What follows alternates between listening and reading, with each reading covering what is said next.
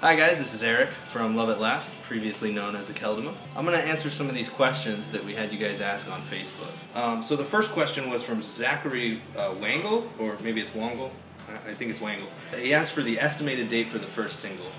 That's not really an easy question to answer for us because I guess it just has to do with us being extremely picky about how our product turns out, and that's a big part of the reason that you guys have been waiting so long for us to produce music.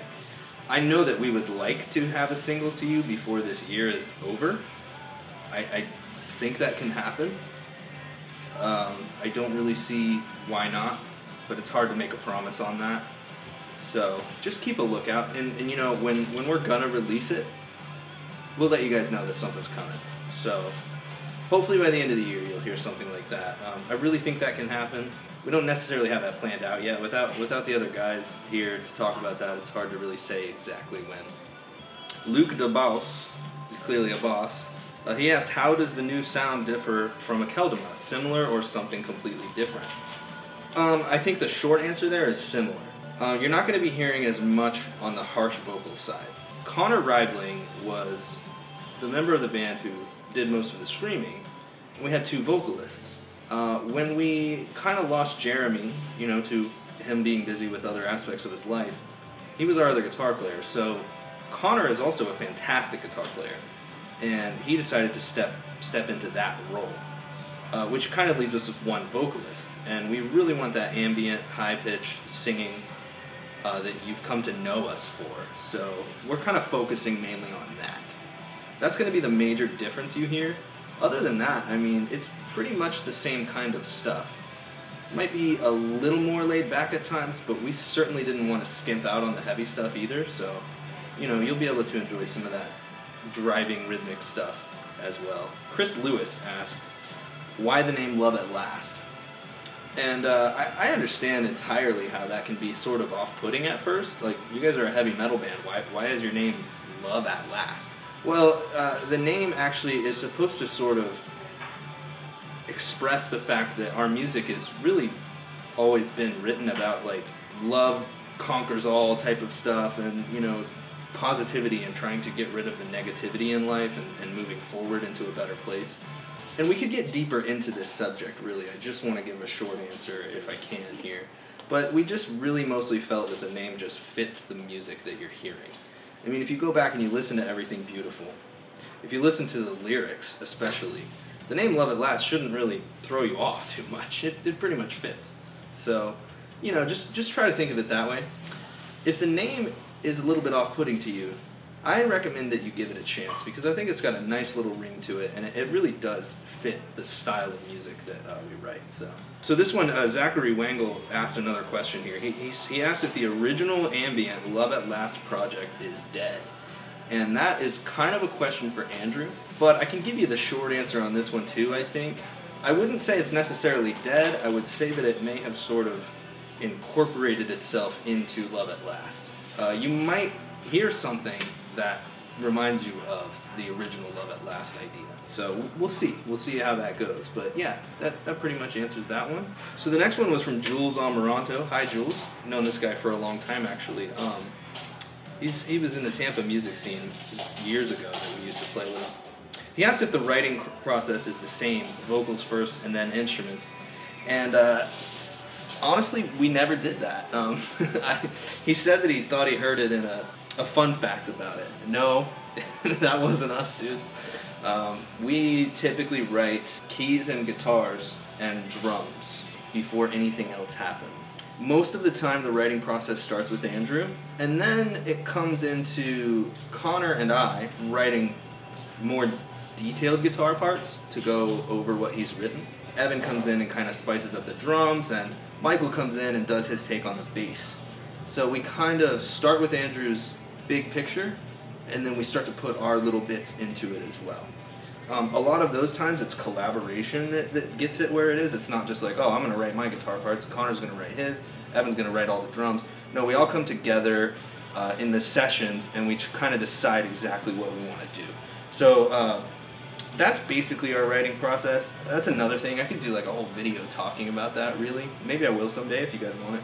For the most part, it's music first and then vocals. Vocals are generally the last thing that we do. So I'm going to move on to Tyler K. Cox asking the question, are you going to be including or playing live anything from the Akeldama days?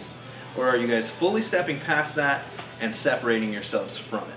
I'm going to start with the end of that question, actually. Are we separating ourselves from it? I can't really say that we are doing that. We definitely have no distaste towards what we did back then. We still love it and we're still proud of it. But are we going to be playing anything live from it? That's kind of a tough question because, as I said, we had 2 vocalists, right? And now one of them is performing guitar. It's not really possible to do the things we did on Everything Beautiful on the stage anymore. All of us miss those songs and we want to play them. So maybe someday we'll figure out a way to get that done. I don't know. That's kind of a, it's in the dark for us as well as you guys. I wouldn't say that like Akeldama is dead and it's just a completely cut off and we're moving on to something new. I wouldn't necessarily say that, but I also can't really get your hopes up for expecting to hear anything live. We actually had a question about an old song, Tempest, a little bit before we did this question and answer thing. And I had to explain that to that fan that we can't really perform Tempest anymore. That requires 2 vocalists. Like, it's constant back and forth screaming. And it's just not really possible. I thought it was awesome to hear about that song because I didn't know there was anybody out there that actually remembered that tune. Like, that's one of my favorite songs. It's one of the first things we wrote together. Super cool song, but we just can't play it, So maybe someday, like, something like that might happen, some kind of reunion thing. I don't know. We'll see. Here's a pretty easy question to answer. This one's from Rick Lawrence, and he asked if we were still using 8 strings. Yes. Simple answer on that one. Every song on the new album is written on 8 strings. We are sort of starting to look at maybe playing some 7s and maybe even some 6s for the next album after this one. But this one is all 8 strings, so you'll hear that low stuff. We're still in a drop E tuning. So instead of an F sharp for our 8th string, it's an E. I assume it's Cairo Masao Sanders, or Masao Sanders.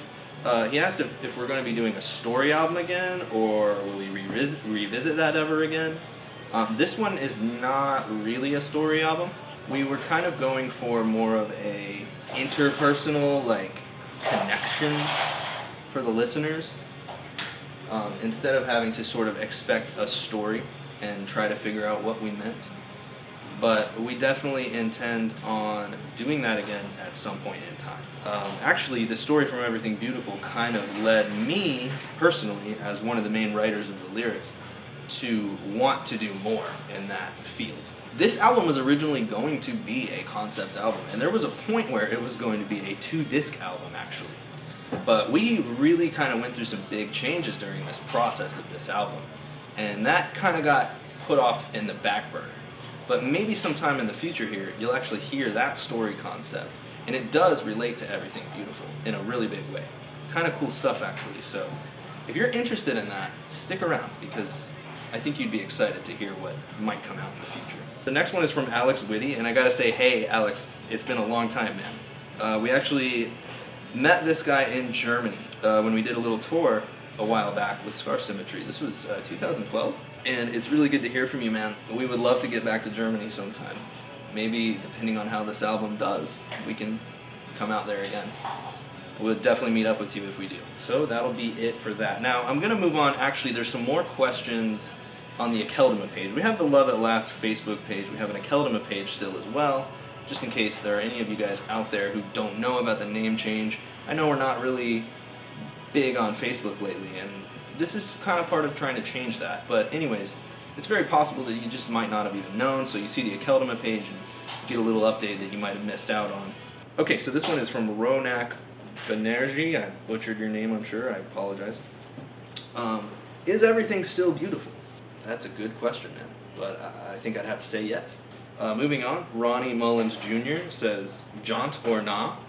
I'd have to say yes, probably. Ainsley Jayanta asks if it clanks. Does it clank? I think, yeah, I'd say it probably clanks pretty hard. And then a nice little question here from Marcin Mikolajczuk. It's probably close at least. Do you still exist? Happy face.